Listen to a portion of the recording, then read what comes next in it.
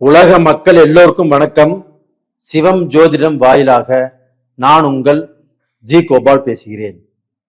இன்னைக்கு பேசக்கூடிய பலன் என்ன அப்படின்னா, குரு பகவானுடைய பெயர்ச்சி. அதாவது 2026 ஜூன் மாதம் 2ஆம் தேதி 1:50 AM அந்த டயத்துல புனர்பூஷ நட்சத்திரத்தில், அதாவது குரு பகவானுடைய நட்சத்திரம் புனர்பூஷம், அந்த நட்சத்திரத்துல குரு பகவான் பெயர்ச்சியாகி மிதுனத்திலிருந்து கடகத்துக்கு உச்ச பலத்தோடு அந்த குரு பகவான் பெயர்ச்சி ஆகிறார். அப்ப இப்படி பெயர்ச்சி ஆகக்கூடிய இந்த குரு பகவான் மேன ராசிக்காரங்களுக்கு எந்த விதமான பலனை செய்யவிருக்கிறார், இதை பத்தி தான் இந்த வீடியோல தெளிவா பேச போறோம். ஸ்கிப் பண்ணாம பாருங்க, எல்லாமே சொல்றேன். குரு பகவான் அப்படின்னாவே முழு சுபகிரகம். நவ கிரகங்களில் 9 கிரகங்களிலுமே இந்த குரு பகவான் தான் முழு சுபகிரகம். குரு பகவானுடைய அருள் இல்லையே எந்த ஒரு அருளுமே இல்லை. அப்ப அந்த குரு பகவானுடைய அருள் இருந்தால் மட்டும்தான் ஒருத்தருடைய வாழ்க்கை சிறப்பாக இருக்கும். ஒருத்தருக்கு கல்யாணமாகி காசு பணம் சம்பாரிச்சு குழந்தை குட்டிகளை பெற்று இன்னைக்கு பெரும் பணத்தை சம்பாரிச்சு வாழ்க்கையில இந்த ஜென்மத்துல நான் திருப்தியா இருக்கிறேன் அப்படின்னு ஒருத்தர் சொல்றாரு அப்படின்னா, குரு பகவானுடைய அந்த கடாட்சரம் இல்லை என்றால் கண்டிப்பா அப்படி சொல்லவே முடியாது. அது போக பாத்தீங்கன்னா, இந்த குரு பகவானுடைய திருஷ்டி, இந்த குரு பகவானுடைய பார்வை இருக்குது இல்லைங்களா, ஜாதகத்துல குரு பகவான் இருக்கிற இடத்துல இருந்து 5ஆம் இடம், 7ஆம் இடம், 9ஆம் இடம், இந்த 3 தான் பார்வை. அந்த குரு பகவான் பார்க்கக்கூடிய இடத்திற்கு கோடி புண்ணியம். பாவகிரகங்கள் இருந்தாலும் குரு பகவானுடைய பார்வை பட்டால் அது சுபகிரகமாக மாறி சுப பலனை தரும். தோஷம் செய்யக்கூடிய கிரகங்கள் ஒரு ஜாதகத்துல இருந்தாலும் அதை குரு பகவான் பார்த்தாலும் அந்த கிரகம் தோஷத்தை செய்ய இயலாதவர் ஆகிறார். அது மட்டும் இல்லைங்க, அந்த கிரகங்கள் தோஷத்தை செய்ய இயலாது, தோஷத்துக்கு பதிலாக யோகத்தையும் செய்யும். இப்பேற்பட்ட ஒரு அனுகிரகங்க. குரு பகவானுடைய அருளே திருவருள் தான். அதே சமயத்துல ஒருத்தர் இந்த பூமியில பிறக்கிறார் அப்படின்னா அவருடைய அந்த பிறவி நட்பிறவியாக இருக்கணும் அப்படின்னா திருமணம் முக்கியம். அப்ப அந்த திருமணத்துக்கு அந்த திருமண காலகட்டங்கள் வரும்போதுதான் ஜோசியர்கிட்ட ஜாதகத்தை எடுத்துட்டு வருவாங்க. சார், எங்களுக்கு குருபலன் வந்துருச்சா, எங்க பையனுக்கு, என் பொண்ணுக்கு குருபலன் வந்துருச்சா பாருங்க அப்படின்னு. அப்ப அந்த குருபலன் இருந்தால் மட்டும்தான் திருமணம் நடக்கும். இப்பேற்பட்ட ஒரு அனுகிரகம் பாருங்க. வாழ்க்கையில துக்கத்தில் துன்பத்தில் இருக்கக்கூடிய ஒருத்தரை மகிழ்ச்சியாக மாற்றக்கூடிய ஒரே சக்தி குரு பகவானுக்கு மட்டும்தான். துன்பத்தில் இருக்கக்கூடிய ஒருத்தரை மகிழ்ச்சியாக மாற்றக்கூடிய சக்தி குரு பகவானுக்கு தான். இந்த குரு பகவானுடைய அனுகிரகம் ஒருத்தருக்கு இருக்குன்னு வச்சுக்கோங்களேன், அவங்களுடைய மனசு தூய்மையா இருக்கும், அந்த தெளிவா இருக்கும். ஒரு தவறான பாதையில போகக்கூடிய ஒருத்தரை சரியான பாதையில போக வச்சு அவருக்கு பாத்தீங்கன்னா நல்லது எது கெட்டது எதுன்னு சொல்லி கொடுத்து அவர் சக்சஸ் பண்ண வைக்கிறதும் இந்த குரு பகவான் தான். அப்படிப்பட்ட குரு பகவான் ஆகப்பட்டது இந்த மீன ராசிக்காரங்களுக்கு எப்படி இருக்கும் அப்படிங்கிற சொல்லலாங்களா?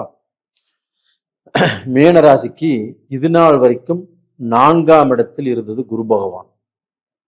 அந்த 4ஆம் இடத்தில் இருந்த குரு பகவான் இப்ப 5ஆம் இடத்துக்கு புனர்பூஷ நட்சத்திரத்திலேயே அந்த குரு பகவான் பெயர்ச்சியாக இருக்கிறார். அப்போ மீன ராசிக்கு 5ஆம் இடத்துல குரு. இப்ப இந்த 5ஆம் இடத்தில் குரு என்பது கெஞ்சினாலும் கிடைக்காது அப்படிங்கிற ஒரு பழமொழியே இருக்குது. குரு கெஞ்சினாலும் கிடைக்காது 5ஆம் இடத்துல குரு. அப்ப அந்த 5ஆம் இடம் என்பது என்ன? ஒருத்தருக்கு வந்து பூர்வீகம், ஒருத்தருக்கு அறிவு, அவருடைய திறமை, அவருடைய வளர்ச்சி, அவருடைய திறமைக்கு வாய்ப்புகள், இது எல்லாத்தையுமே கொடுக்கிறது தான் இந்த 5ஆம் இடம்.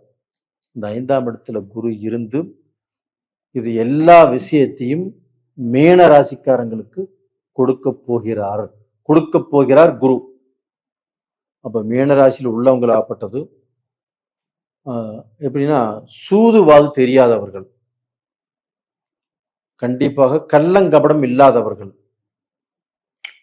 அவங்களுடைய வாழ்க்கையில நல்லா படிச்சு பட்டம் வாங்கி ஒரு ஆன்மீகத்துல சிறந்தவராக இருந்து தெய்வ பக்தியிலும் சிறந்தவராக இருந்து இன்னைக்கு வாழ்க்கை ஓட்டிட்டு போயிட்டு இருக்கிறாங்க.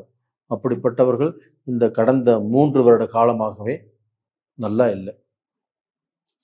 கண்டிப்பாக மனஸ்தாபங்கள், மனசுக்கு உள்ளேயே வச்சுக்கிட்டு தன்னுடைய கஷ்டங்களை வெளியில சொல்ல முடியாத வேதனைகள், குடும்ப பிரச்சனைகள். அப்படி குடும்பத்துல கணவன் ஒண்ணு தப்பான வழியில போயிடுவாங்க, இல்ல மனைவி தப்பான வழியில போயிடுவாங்க.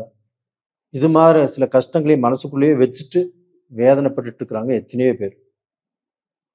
அது போக வந்து பாத்தீங்கன்னா ஒரு இடத்துல கடன்ல சிக்கிட்டு ஒரு பிஸ்னஸ் பண்ணியும் லாக் ஆயிட்டு அந்த பிஸ்னஸ் பண்ணி கொடுத்த அந்த பணம் இவங்களுக்கு வந்து சேராமல் அதனால பிஸ்னஸை ரன் பண்ண முடியாத சூழ்நிலை வந்தும் நிறைய குழப்பத்துல மாட்டிட்டு இருக்கிறாங்க மீனராசிக்காரங்க. அவங்க எல்லாத்துக்கும் இப்ப வந்திருக்கிறது தான் ஒரு விடிவு காலம். பட்டாசு தான். இன்னைக்கு எல்லாமே சரவடி தான் மீனராசிக்காரங்களுடைய வாழ்க்கையில. இதற்கு மேல எல்லாமே சரவடி தான். ஏன்னா அந்த குரு பகவான் பார்க்கக்கூடிய இடங்கள் 9ஆம் இடத்தை பார்க்கறாங்க, 11ஆம் இடத்தை பார்க்கறாங்க, உங்க ராசியவே பார்க்கறாங்க. உங்க ராசியை பார்க்கும்போது மனசு தெளிவடையும், ஒரு நல்ல சிந்தனைகள் வரும். இப்பதான் வந்து பாத்தீங்கன்னா முடங்கி கிடக்குறீங்க, கவலைகள், கஷ்டங்கள், தொழில் நஷ்டம், இந்த இந்த இவ்வளவு சூழ்நிலையும் உங்களை பாதிச்சு அப்படியே முடங்கி என்னடா செய்யறது அப்படிங்கிற குழப்பத்தில் இருக்கிறீங்க. எதை செய்வதற்கும் உடம்புல தெம்பில்லாத அளவுக்கு இருக்கிறீங்க. அப்ப அந்த குரு உங்க ராசியவே பார்க்கும்போது உங்களுக்கு அந்த தெம்பு வந்துடும், அந்த தைரியம் வந்துடும், அந்த மனநிலை வந்துடும். இதற்கு மேல எல்லாமே படிப்படியாக முன்னேறுவீங்க, படிப்படியாக வெற்றிகளை குவிப்பீர்கள். அந்த மாதிரியான டைம் தான் உங்களுக்கு வந்திருக்குது. ஏன்னா உங்களுக்கு குரு பகவான் உங்களுடைய ராசிக்கு 9ஆம் இடத்தை பார்க்கறாங்களா. அந்த 9ஆம் இடம் என்பது பாக்கியஸ்தானம். 12 வருடம் கழித்து உச்ச குருவாக இருந்து 9ஆம் பார்வையை உங்களுடைய ராசிக்கு 9ஆம் பார்வையை பார்க்கறாங்க விருச்சகத்தை. அப்ப வந்து பாத்தீங்கன்னா அந்த விருச்சகத்தில் படக்கூடிய பார்வை உங்களுக்கு ஒரு மோட்சத்தை கொடுக்கும். நீங்க வந்து பாத்தீங்கன்னா எவ்வளவு பெரிய சிக்கல்ல இருந்தாலும் உங்களை வெளியில கொண்டு வந்துடும். கவலையே பட வேண்டாம், தைரியமாக இருங்க. அது போக உங்களுக்கு வந்து கோர்ட்டு கச்சேரி பிரச்சனை, அது போக வந்து பாத்தீங்கன்னா ஏதாவது குடும்ப பிரச்சனைகள் ஆகி கோர்ட்டு கச்சேரிக்கு போயிருக்கணும், டைவர்ஸ் ஆகக்கூடிய அளவுக்கு சூழ்நிலை வந்திருக்கணும். இந்த மாதிரி பிரச்சனைகள், கடனுக்கு வந்து ஒருத்தர் நோட்டீஸ் விட்டுருப்பாரு, இந்த மாதிரி எந்த பிரச்சனைகள் இருந்தாலும் இது எல்லாமே கிளியர் ஆகும். உண்மையா இது நடக்கும், நீங்க எழுதி வச்சுக்கோங்க. அது போக இந்த 11ஆம் இடத்தை குரு பார்க்கிறாரு இல்லைங்களா, அது வந்து லாபஸ்தானம். 11ஆம் இடம் யாருடைய வீடு? சனி பகவானுடைய வீடு. அந்த சனி பகவானுடைய வீட்டை குரு பார்க்கிறாரு. அங்கே குரு வந்து நேச்சம், அந்த உச்சம் பெற்ற குரு நேச்சம் பெற்ற வீட்டை பார்க்கறாங்க. இது வந்து டபுள் யோகம் உங்களுக்கு. அப்போ வந்து பாத்தீங்கன்னா அந்த 11ஆம் இடத்தை குரு பார்க்கும்போது லாபஸ்தானத்தை பார்க்கும்போது எங்கும் லாபம், எதிலும் லாபம். உங்களுக்கு கண்டிப்பாக நீங்க தொட்டதெல்லாம் பொன்னாகும். யாரை பார்த்தும் பயப்படுங்கிற அவசியம் இல்லை. உங்களுக்கு தொழில ப்ரமோஷன் கிடைக்கும், நீங்க எண்ணிய எதிர்பார்த்த வேலை கிடைக்கும், பிசினஸ்ல லாபத்தை கொட்டி குவிப்பீங்க. அது மாதிரியான டைம் தான் இப்ப வந்திருக்குது உங்களுக்கு.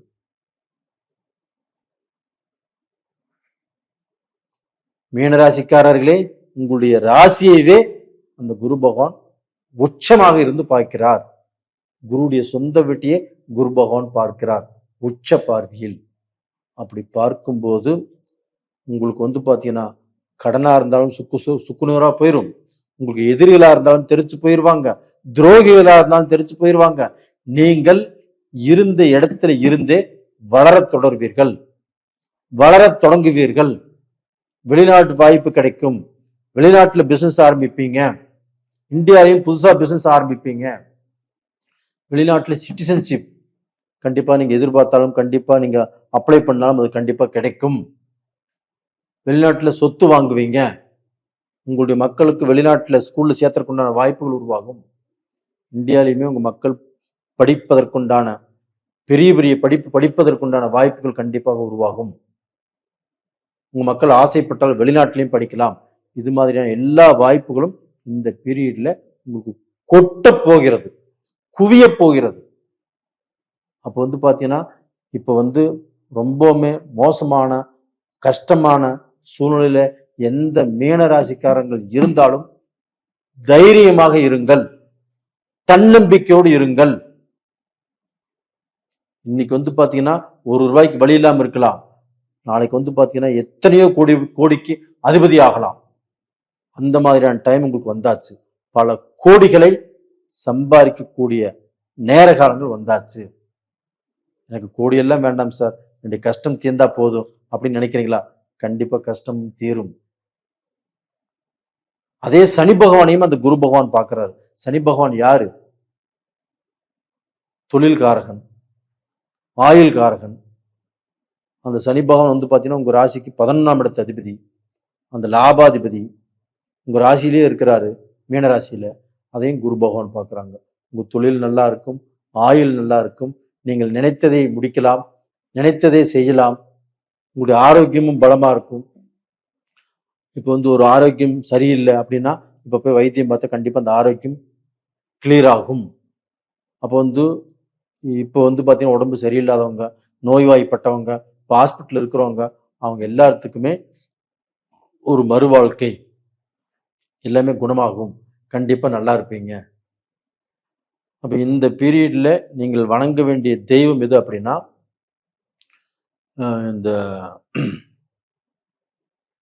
இந்த பீரியட்ல நீங்க வணங்க வேண்டிய தெய்வம் எது அப்படின்னா உங்களுக்கு 9ஆம் இடத்தை குரு பார்க்கிறார் இல்லையா, அந்த 9ஆம் இடத்து அதிபதி யாரு? செவ்வாய் பகவான். உங்க ராசிக்கு 2ஆம் இடத்து அதிபதி யாரு? செவ்வாய் பகவான். அதனால முருகப்பெருமான், பழனி முருகரை கும்பிடுங்க, திருச்செந்தூர் முருகரை கும்பிடுங்க, உங்க வீட்டுக்கு அருகாமையில் இருக்கக்கூடிய முருக பகவானை கும்பிடுங்க, சஷ்டி நாள்ல முருக பகவானை கும்பிடுங்க, செவ்வாய்க்கிழமை நாள்ல முருக பகவானை கும்பிடுங்க, கண்டிப்பாக நல்லா இருப்பீங்க. அது போக ஜீவ சமாதி, இந்த ஜீவ சமாதியை அதுக்கு நாளே இல்லை, எந்த நாள் வேணாலும் நீங்க போய் வழிபடலாம், கும்பிடுங்க. அதுபோக குரு தட்சிணாமூர்த்தி, உங்க ராசியவே இந்த குரு தட்சிணாமூர்த்தி பார்க்கறதுனால வியாழக்கிழமை நாள்ல மஞ்சள் வஸ்திரம் சாத்தி, இல்லைன்னா மஞ்சள் வஸ்திரத்தை அந்த கோயில் குருக்களுக்கு தானமாக கொடுத்து மூக்கு சுண்டல் சாத்தி வழிபடுங்க. குரு தட்சிணாமூர்த்தி கோயிலுக்கு போய் ஆலங்குடிக்கு போய் அந்த மஞ்சள் வஸ்திரம் சாத்தி கும்பிட்டுட்டு அந்த மஞ்சள் வஸ்திரத்தை விரிச்சு கொஞ்ச நேரம் படுத்து கொஞ்ச நேரம் உட்காந்து பேசிட்டு வாங்க, கண்டிப்பாக நல்லா இருப்பீங்க. உங்களுடைய கஷ்டங்கள் தீரும், உங்களுடைய ரோகமும் தீரும், உங்களுக்கு எதிர்ப்பு உங்களை விட்டு விலகும், துரோகிகள் உங்களை விட்டு விலகுவார்கள், நீங்கள் நினைத்த இலக்கை கண்டிப்பாக அடையலாம். உங்களுக்கு படிப்பு, இப்போ சிவில் இன்ஜினியர் படிக்கிறீங்க, இன்ஜினியர் ஆயிடலாம், டாக்டர் படிக்கிறீங்க, டாக்டர் ஆயிடலாம். அதுபோக குரூப் ஏ சம்பந்தப்பட்ட எக்ஸாம் எழுதியிருக்கிறீங்க, நீங்கள் என்ன இப்போ ஐஏஎஸ் ஆகணுமா, இல்லை ஐஎஃப்எஸ் ஆகணுமா, கலெக்டர் ஆகணுமா, எதுவாக நீங்க நினைச்சு எக்ஸாம் எழுதுறீங்களோ அது கண்டிப்பாக நடக்கும். நேயர்களே, இதுக்கு எல்லாமே உங்களுடைய ஜாதகம், உங்களுடைய ஜென்ம ஜாதகம், இப்ப நடந்துட்டு இருக்கக்கூடிய தசாபுத்திகள் ஸ்ட்ராங்கா இருந்தா போதும். அது மட்டும் நல்லா இருக்குதா இல்லையான்னு நீங்க ஜாதகம் பார்த்துக்கோங்க, மற்ற எதுவுமே இல்லை. உங்களிடமிருந்து விடைபெறுவது உங்களின் ஜி கோபால். நன்றி, வணக்கம்.